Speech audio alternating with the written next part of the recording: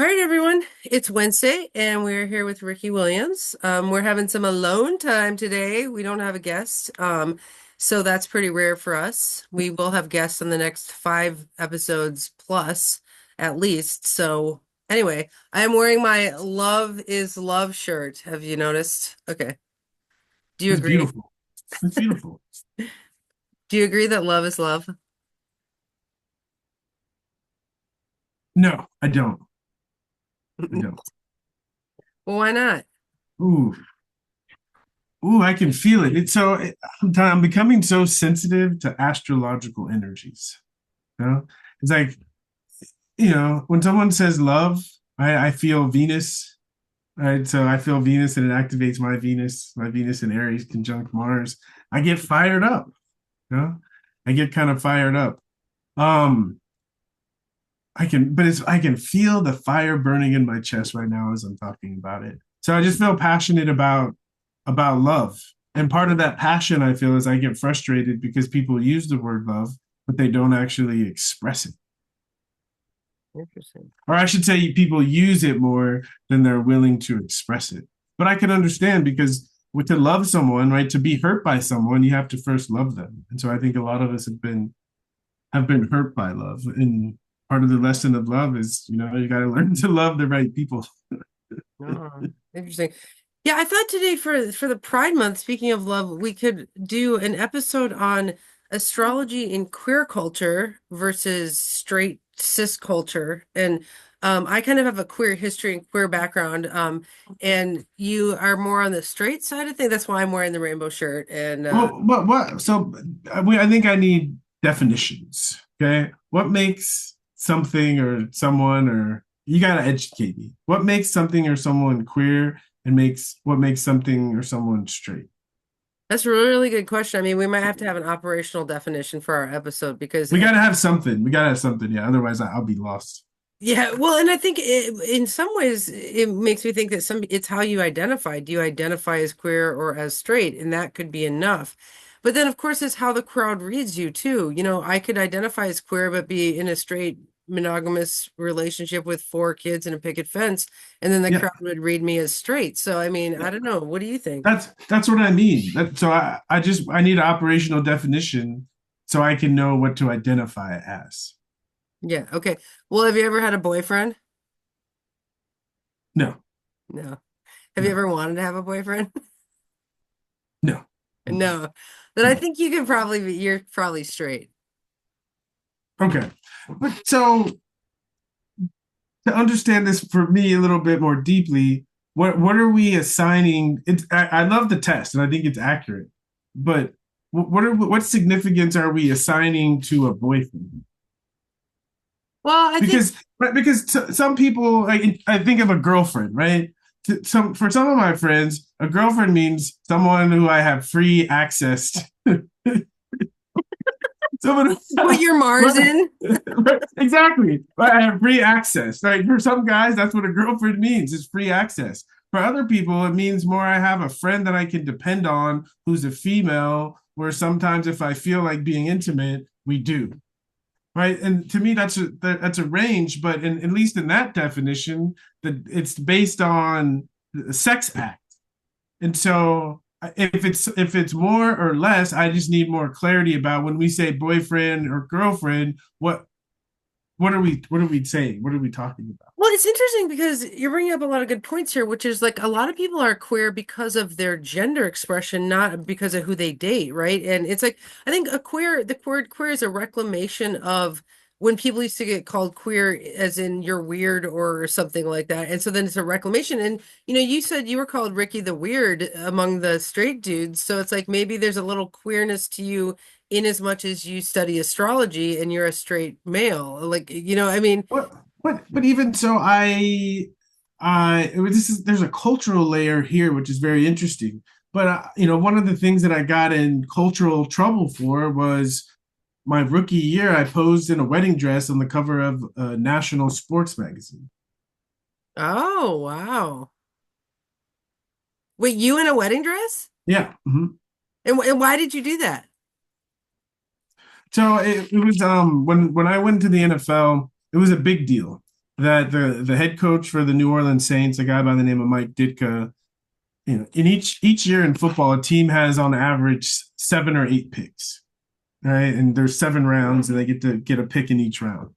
Well, the coach of the Saints wanted me so badly that he traded all 8 picks for the ability to draft me.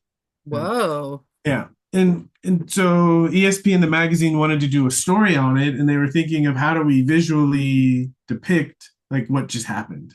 And one of the things that got thrown around was it was a marriage.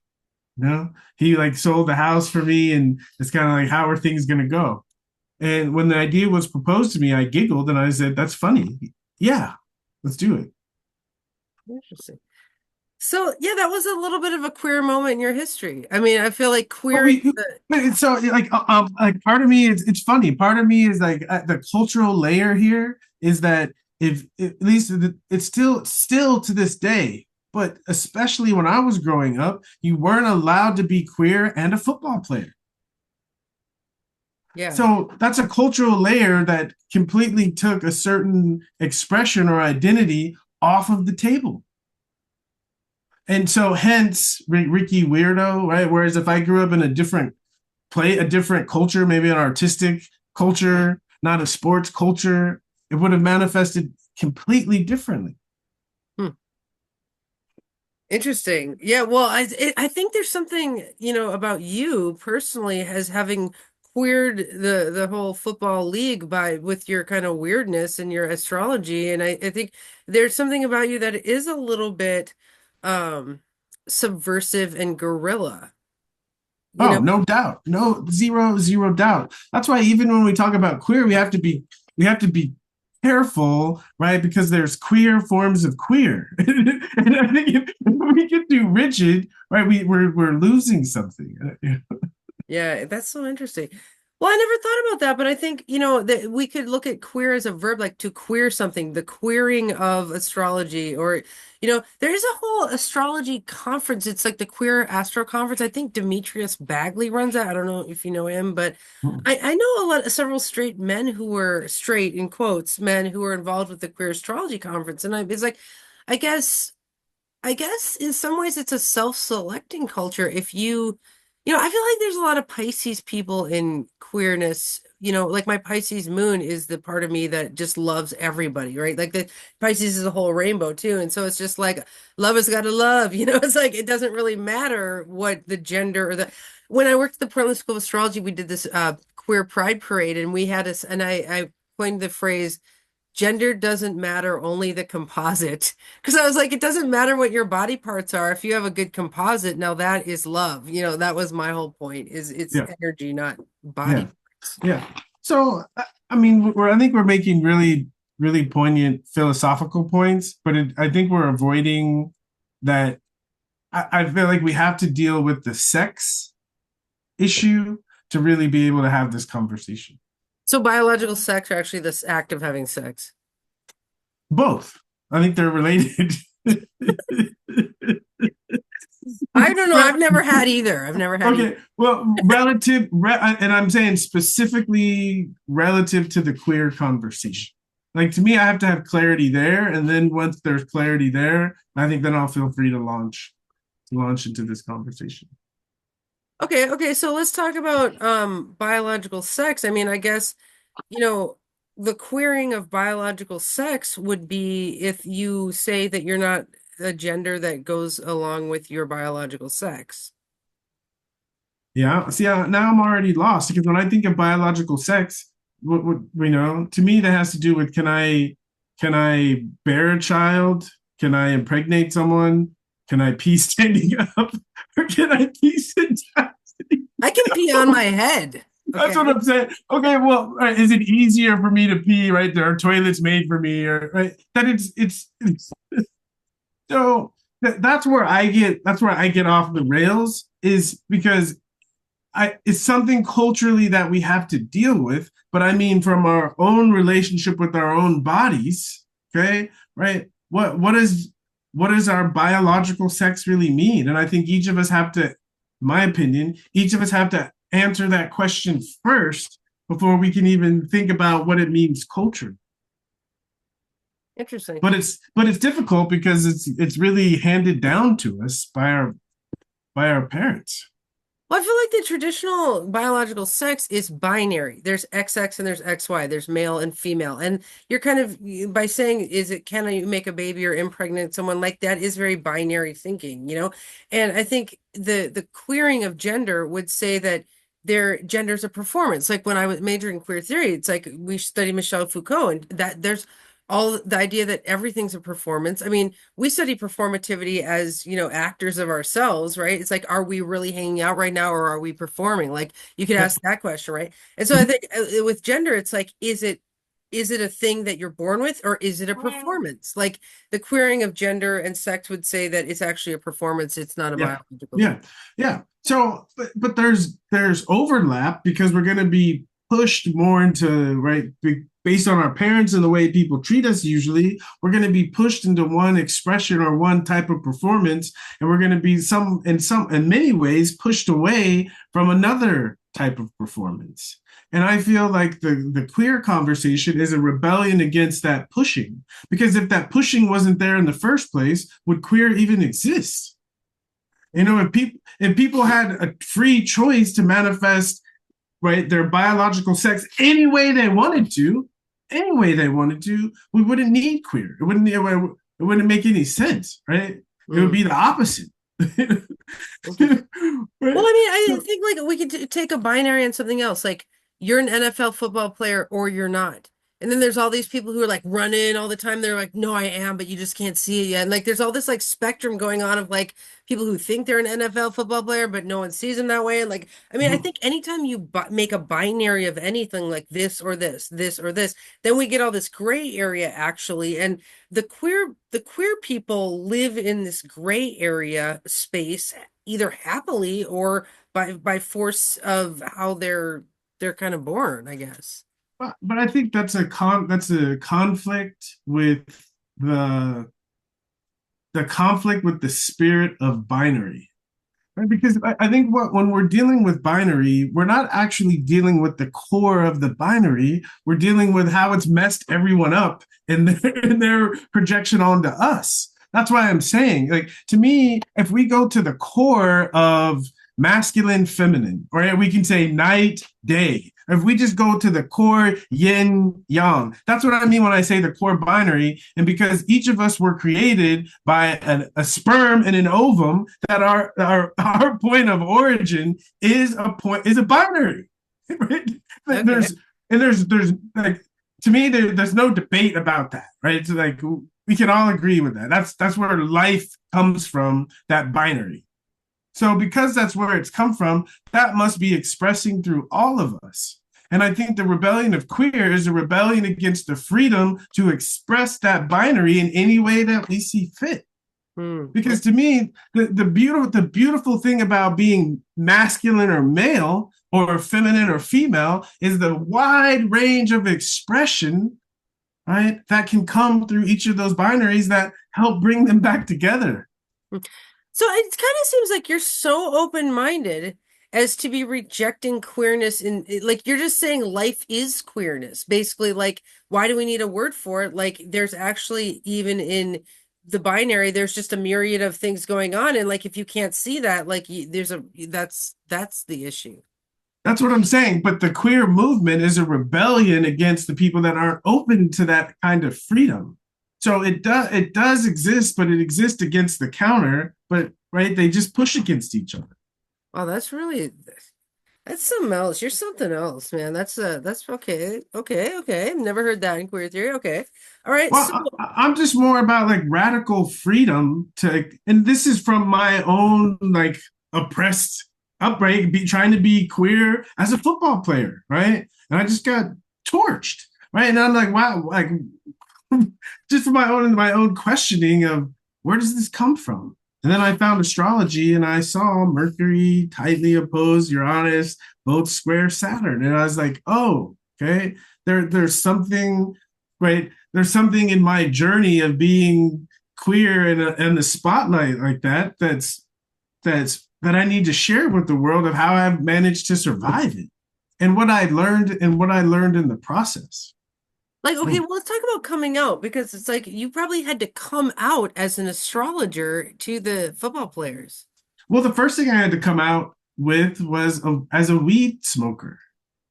And I find like even the idea of coming out as an astrologer, people don't really understand what astrology is, so they don't really appreciate what that means on a deeper level.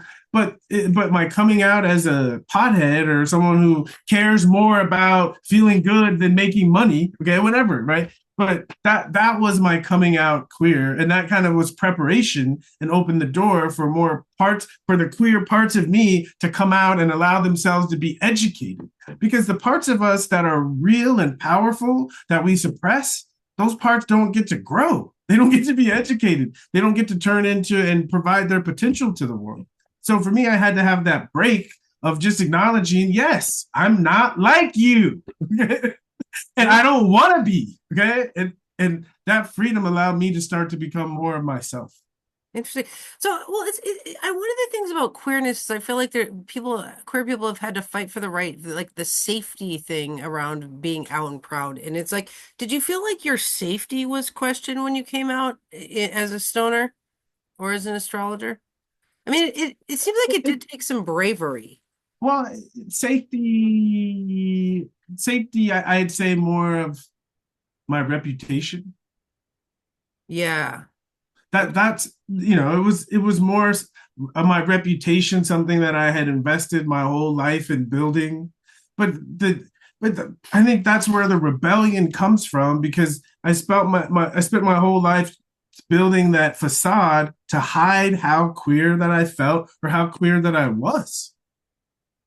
And I think that's to me it's if we're not comfortable, right, with being who we are, then we build these, a lot of times we can build these structures to actually hide or cover up or suppress who we really are. Well, I think as astrologers, we understand transits as transitions of who we are, right? Like we could be built up in one way and then have a transit and transition into a new version of ourselves. And then we have to at times come out about that newness or, so it's like, from the story you've told us on this show, it's like you weren't always a weed smoker. It was that one moment where you were all down and out and then you smoked the weed and then you felt better. And like that became like a new thing for you. And it's like you transitioned into a weed smoker and then you had to come out as that new version of yourself. And I think that happens to queer people a lot. So this is a Uranian, in my mind, this is a purely Uranian phenomenon. Like all the words that we're using are all the words that I use when I'm talking to someone about Uranus. And it does make sense. If I had to think of one astrological symbol that I would associate most with queer, it'd be Uranus. And to me, it's the urge that we have to have the freedom to express our uniqueness regardless of anything, right? Color, gender, any of it. Those are superficial layers, Yeah. right? And if they block something that's more of our essence, then we all suffer, and the world suffers because of it. That's fascinating. Well, that guy, you actually just blew my mind a little bit because I think that that is the way it's Uranian is it's fighting that like Saturn status quo structure thing. Now I can't okay, now I'm tripping on something. Okay, just hear me out here. Okay. So in the locker room, all you straight dudes used to do things that you said were like inappropriate to even us being Yes, it's like yes. that seems a little gay to me. Okay, like how come you guys can like do your bukkake or whatever you guys do? I don't know. You're like on the football bukkake, whatever. I think when you get a concentrated group together, that there has to be a spectrum or a range of queer and conventional, right? Any group it's always gonna stratify like that. And it's the same thing happens, right? There are the super conservative guys that wait till everyone else has showered before they shower. And there's other guys that he don't care. He's just walking around with everything out and open. Right? And the guy that's doing jumping jacks so he can see everything up and down. And he's laughing at everyone's response. So, yeah, it's. Yeah, I mean, it's like I guess from what you're saying and what I'm learning here is it would be if someone came out about that experience and said like, "This is my jam." Like when the jumping jacks happen, that's my jam. Like, Exactly. That's my favorite part of the day is when he just jumping jacks. then, then we'd have problems in the locker room. like so the Saturn rule is to keep it under wraps when the jumping jacks are going on. Well, the thing is, everyone has to look away. You know, I think that's part of why it happens to see who looks away and who doesn't. It's like, yeah, It's the test. yeah, you know, and And then the you guys, just whip out a ball. That's what you do. well, You're just like, well, the guys that don't look away, they get labeled the meat watchers. oh, you watch it. So that's this straight nickname for queer behavior in the locker room is me watching. Meat Okay. watcher, yeah. Yeah. All right. Well, that's what I'm gonna call the viewers who have crush on you, Okay. the me watchers, which is like all of them. That's so Pretty. good. That's really good. My mom probably has a crush on you for crying out loud. Okay. It's one of And those things at a distance, but when you're up close, it's not fun. You know, I think the people that come on, they have that experience. yeah, interesting. So okay, so now let's talk about this. Now in terms of the sex act, okay, let's talk about queering that act. So I guess the normal traditional Saturn thing to do is binary one and zero get together, make babies. And then would you agree that it's the other stuff that where it's I mean anything that's not that would be considered queer? Well, I mean, I'll give an example. I'll give a personal example, and you help me unpack this. Okay. So a couple of years ago, I went to a workshop in Amsterdam, and one of my favorite things to do is get up early in the morning, go for a walk, smoke a joint, and just meditate in nature. So I looked, and there's a Do park. some jumping jacks? No, I'm just Exactly, exactly. There's a park down the street I saw on my Google Maps or whatever. So walked a couple blocks to the park, and it's a beautiful park. And it's like 5 o'clock in the morning, and I'm walking along the main like paved way in the park, and this guy rides by on his bike, right? And then he rides by again, and then he rides by again, and then he looks at me, and I look at him, and then we start talking, and he says, and I think it was just like a park where people stroll. Stroll is what they said. And so he said, how about we go in the bushes and I give you a blowjob? You know? And when he said to me, I like the first thought in my mind was, this is interesting. you're like, what's my transit? Let me check the chart. Oh no, I was like, okay, this is interesting. And I said, and part of me was like, right, am I straight? Am I not? I was like, I feel like I am, but let's see, And so I was like, what do you mean? I'd kept the conversation going, and he like grabbed my hand and we walked over to the bushes, and then he like hugged me from behind, and I'm thinking, okay, let's see. I was like, let's see if I get turned on, And then he put his hands on my crotch, and he was trying to convince me to give me a blowjob. And the only thing I could think of is now I know how women feel, because he was like pressuring me, right? To like,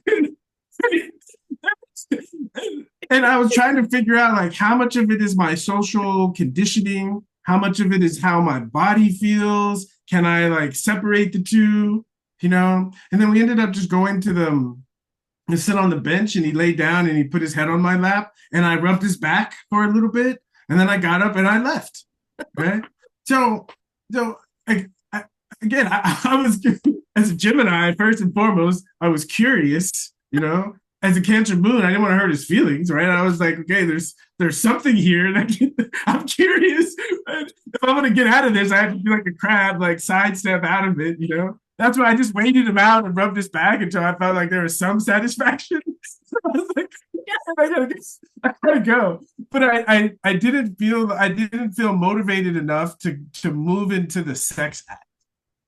Yeah. Well, I hardly knew the guy, but I mean, I guess you from your history, I mean, I guess it sounds like you're fine with people, just hooking up. But that's so cool that you got curious. I mean, I think, and does that, and then see, this is where it's all philosophy, right? It's like, does that make you queer? Does it make you queer that you tried? Does it make you, kind of thing?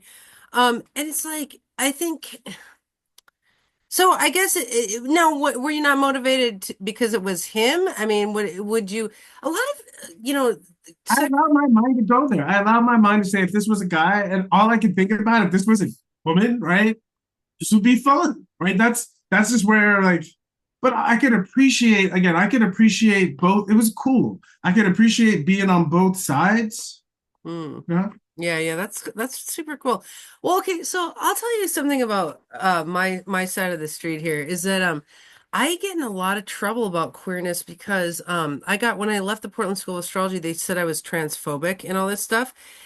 And what's crazy is that I dated several trans guys in my 20s. I was a femme lesbian in my 20s, and I toured the country in a Riot Girl band and everything like that. And our co-host, Jay-Z, on this channel was one of my boyfriends. Like he was transitioning, he's out as trans, so I can say that.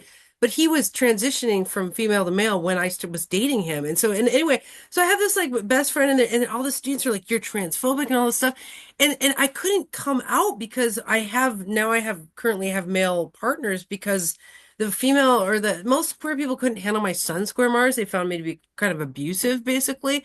And so yeah, I was like, I gotta choose a male, basically. And so anyway, for it's really controversial for me to come out as queer because I have the straight privilege currently of having a man, but I have lived as a queer person for most of my 20s. And so I think it's really political. It's like if you are even allowed to identify as queer.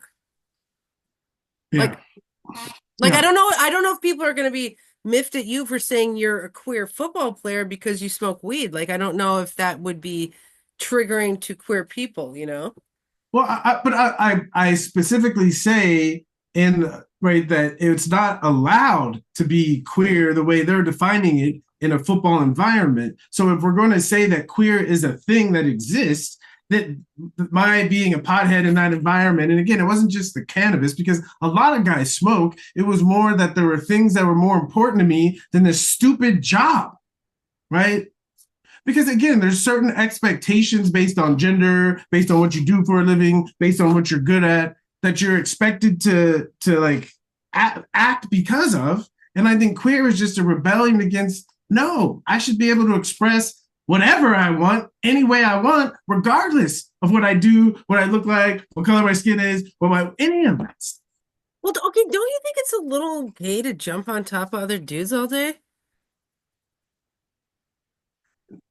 No, because that's what we do. Yeah, that's this it's interesting. Like, what are the rules of this container? Right? In this football container, we jump on each other, we do all these things, but like if you were in the office or something and some guy just jumped on you, that would be a little bit queer, right? Because it's Right, not in the exactly. Or I just think of like the way that football players and coaches, the way we talk to each other. You know, if I talk like that in public, people say you have to apologize.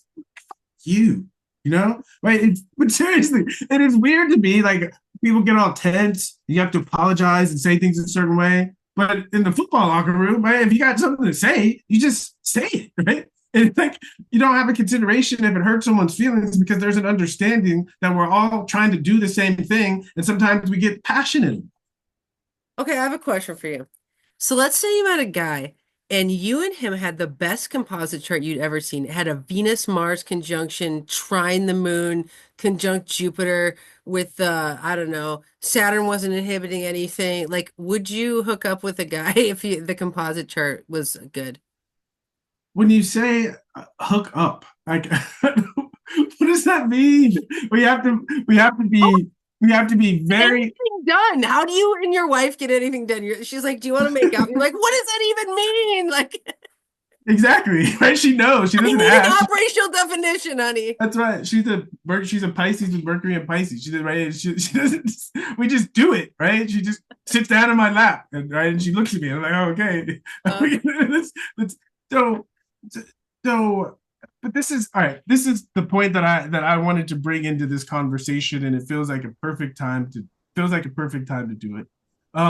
So what I teach is that if you look at an astrological chart, that the sun, in a very general sense, okay, represents experiences that come through men. And that the moon, in a very general sense, represents experiences that come through women. okay. Okay. And and I tend to think of the planets as attractors of events. So the sun meaning attracting meaningful events relative to men, the moon attracting meaningful events relative to women. And and and I say if I'm a man, then a lot of those experiences around men, yes, are going to come from men on the outside, but a lot of them are also going to come through me as a man, right? And that for a woman with the moon, yes, a lot of experiences with women, but as a woman, as a representing the moon, a lot of those experiences are going to come through her own experience, right? I just think of having a cycle, okay? That's something that men don't have the ability to experience, but women do.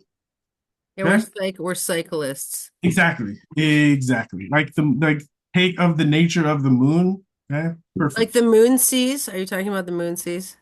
Yes, exactly. So if Your period. Okay. yeah, so I'm this is a sensitive subject, so I'm asking us to approach this as scientists.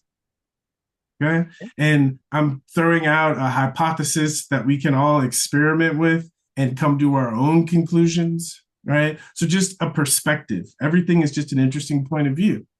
And what I've seen through looking at lives through this perspective is, for instance, in my chart, the sun is the weakest planet and the moon is the strongest planet.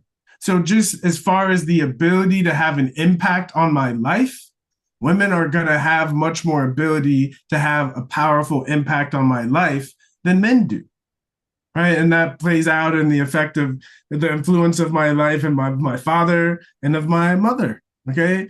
At least story wise, the influence of my father, I don't ever talk about him. He doesn't even come into my consciousness. Okay. But my mom, I hear every moment coming out of my mouth, but all I hear coming out of me all the time. All right. So back to this question of a composite chart with a male, right? There's just not the energy there compared to me in that same situation with the woman and I'm basing that on the strength of my sun and the strength of the moon in my chart, because we don't get to choose what experiences in life activate us. We don't. That's going to be in the chart, right? If you have a strong moon, lunar experiences are just going to have more energy and they're just going to activate you more.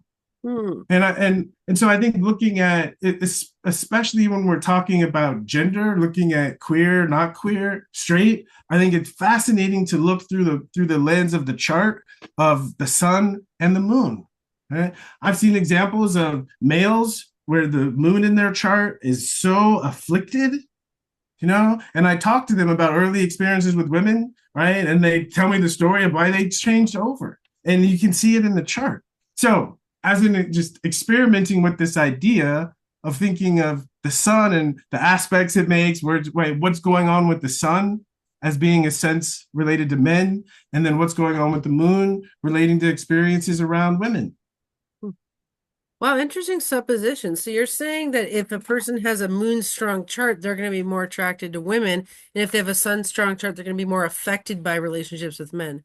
Yes. Mm-hmm. Oh, that's the second thing you said today that I really have never heard ever. So and I wouldn't deny you. I think that's a very well thought out argument. I mean, that would be something to look at in charts. I've never, I mean that I don't know if you're watching this, will you do some research for it? I mean, I don't know. Do you have time to do that research? I don't know. Well, the point that I mean, the tool that's needed, I think, to do the best kind of research is the having some form of way of measuring planetary strength. And I do. So when I look at a chart, first thing I see is a graph showing me the strength. And it sometimes they're in the middle, it doesn't jump out, but in my chart, it's stark that the moon is the strongest and the sun is the weakest. And that's in your Uh, app, right? You it's have in that my built in your app. I do. Yeah. It's Okay, in my okay. app. Yeah. So, but once you have that lens, it's like things jump out. Things start to jump out relative to gender. Here's another example of how I'll explain it to people. Right? Is like the moon in my chart. Right? Is like there's people in my life. Right? There's women in my life, but there's certain women in my life that really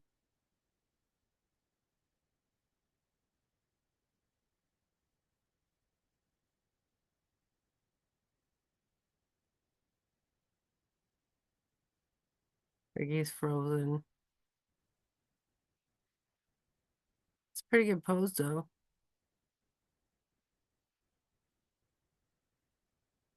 I would date somebody with a good composite chart. Like, it doesn't matter. I must have an equally strong sun and moon. I don't really know. Oh, Ricky, you're frozen. All right, it's time for the horse show. Horse show, horse show. The horses meet on this trail and they're strolling. And they meet and they go off into the bushes. Oh, perfect. Okay, I'm back. Yeah. So I was saying, I have the moon in the 10th house. I correlate the 10th house to the mother, and I have tight aspect between Pluto and the moon, tight aspect between Saturn and Saturn and the moon. And all of the most meaningful women in my life have a very strong Saturnian quality to them. My first wife, Capricorn with 3 planets in Capricorn. My second wife, Capricorn moon, Capricorn rising. Okay? So it's this idea of the kinds of powerful experiences I'm having through women. There's going to be this Saturnian Capricorn field to it. And it was established early by being raised by a mom who had Saturn as the strongest planet. And so I can think of the experiences I've had around women, and they have that certain quality to them, right? So I think if you look through this lens, certain things emerge that you couldn't see before, or at least for me that I couldn't Cool. see. I love that layer on things because I mean, like we've said, you can't see the gender in a chart. You can't look at a chart and be like, this is male or this is female. It's like the auric overlay on a genetic, person or whatever. And I don't know that I've ever heard anyone say like you can tell this chart will be more attracted to males or females. And I think that's really subversive. I mean, yeah, I mean, I personally would, okay, I would rather hang out with a composite chart that's good than a dude. Like just like I'm like, like I would choose composite chart before gender and genitals. It's but I do think there's a social impact by like who we date. Like if you were to date a man, it would change your whole storyline. Talk about queering the storyline of Ricky Williams. That would really force a rebrand. And I think that's like part of the queerness part of things is I had to rebrand when I chose a male because like all my fans or not, I shouldn't call them fans, but like all my students or whatever, got kind of mad at me. Well, they're like, well, won't you date a girl and this and that and why? And I had to for years be like, I have to choose a male because I have a Sun square Mars. I keep beating up females. Like I had to say over and over again, I am choosing this male, not for straight privilege, but for like the safety of my partner. But But basically, it's a rebrand. yeah, but that's a rebrand, a conscious rebrand based on your chart, and it's a version of what I'm saying. Is if we look at our chart, and when I say the moon is strong, attracted to women, I mean more that it manifests as a greater attraction to women, but I mean more specifically that women will play a larger role in the life. So if someone has a powerful moon, but it's very discordant, so women play a powerful role, but it's very painful, okay, then it might create a powerful aversion to that gender, Oh, interesting. right? So there's And like if a moon Saturn conjunction, like they might be really affected by females, but also averse to them. exactly, depending on what else is going on, but I've seen it, and I have a good friend of mine, a male, um, a queer male, and he's got the moon conjunct Saturn, opposing the South Node, right? And I think square Neptune or something. Okay. And he tells the story of he lost his virginity to a woman who cheated on him horribly, and it's just a really like dark story. And a couple of months ago, he went to see a psychic, and the psychic just looked at him and said, "You had your heart broken by a woman."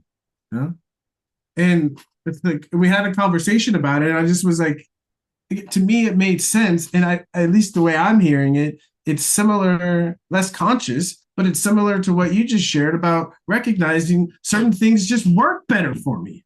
Right. And to me, the whole point of a relationship is you should add to the quality and ease of your life.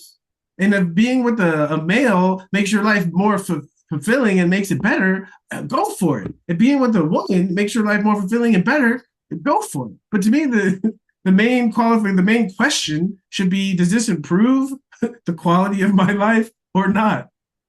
Wow, that's epic. So another question for you. Should I lost my question? Oh, do you think queer people are more into astrology than straight people? Yes, Why is that? yes. Well, because if with my what I'm saying is true, that the term queer emerges from the Iranian realm, okay, is that anyone who has had an experience of expressing as queer, they've built up that muscle. And in order to take astrological studies seriously and to grow, you have to share it with people, right? And that requires the experience of being queer in some way. And so I think it's just there's more practice of being different if you've had to express that in some way. So there's less barrier into astrology. Well, that's cool. So and then I want to add to that. To say I think that queer people look into identity. They have to kind of do because I would say astrology is identity politics. To say like who are you and tell people what their chart is, that is political. It's like saying I'll tell you who your identity is and what you are. And so I think queer people have had to fight the identity politics conversation of who am I, why do I identify that way, all this kind of stuff. And so astrology is a natural extension of that.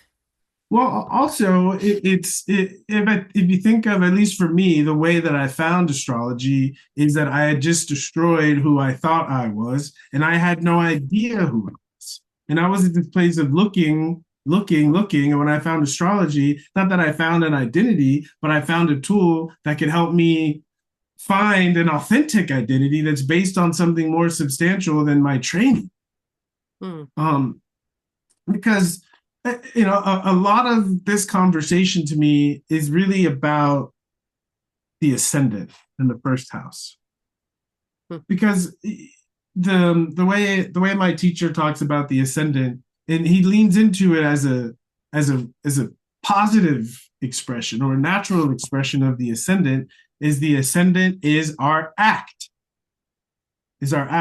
You can think of it as the act, you can think of it as the clothing, right? And I'd say gender is a layer of clothing on a deeper part of who we are. And us trying to feel what is the best way to the body, another ascendant keyword. What is the best way to utilize this body, this personality, this act, this identity, right? Because a lot of people, they talk about the sun as identity. That's an idealistic perspective. I think even if the sun is the identity, it still needs to express through the ascendant. So I think when I think of identity, how do I identify? I define identify by what choices do I make with myself based on that identity. And to me, that's the ascendant, that's the first house.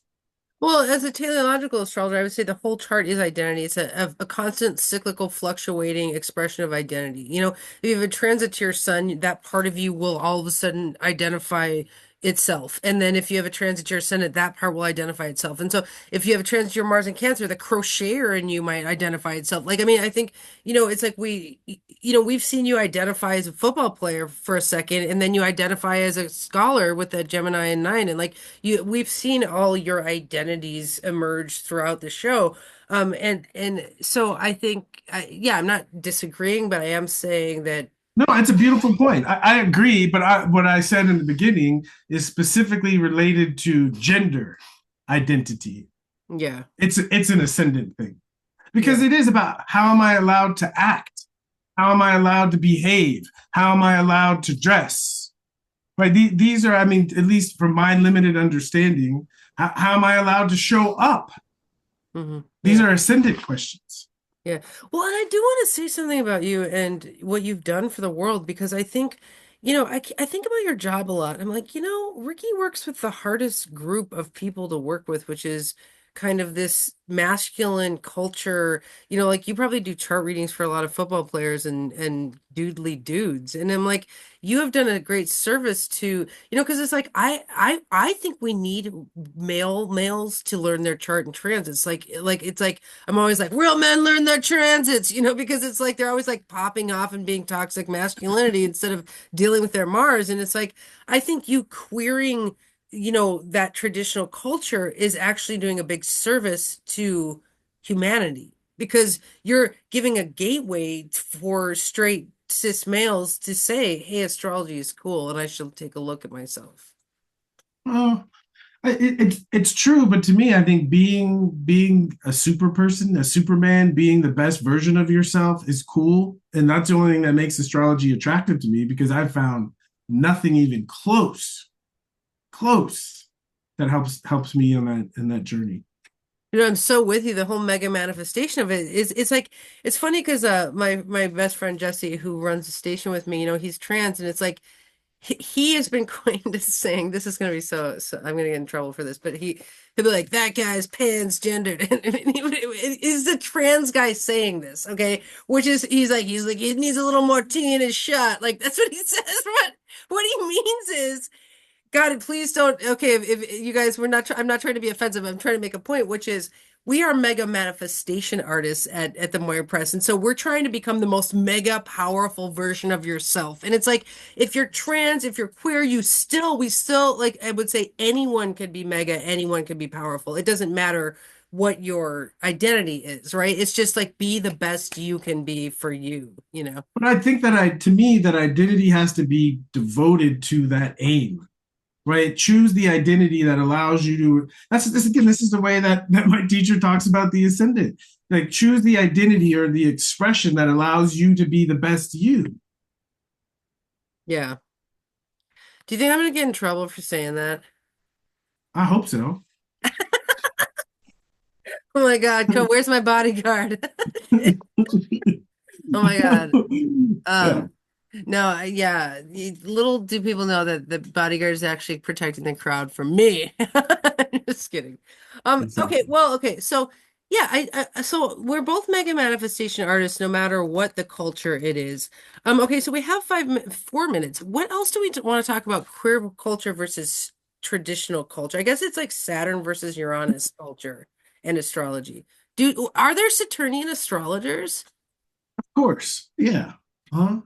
What does I that think. look like? Is that just like, oh, and then your dashas and bhuktis and blah, blah, blah, like, Oh yeah, exactly. Yeah. I mean, we're making fun of Vedic astrologers, but yes. Okay. let's just get in trouble for making fun of everyone.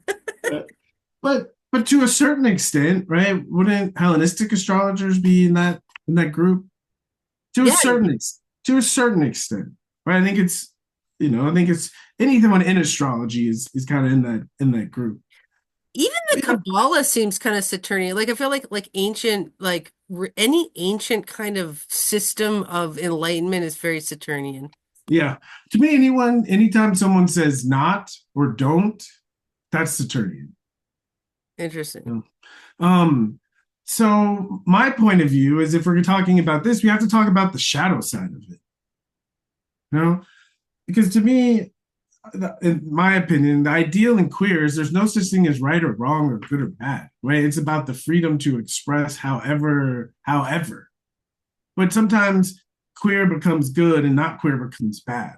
And I think, ooh, right? It's the wound of people who are ahead of their time. If we understood that we were ahead of our time, then we wouldn't have such a negative reaction to it.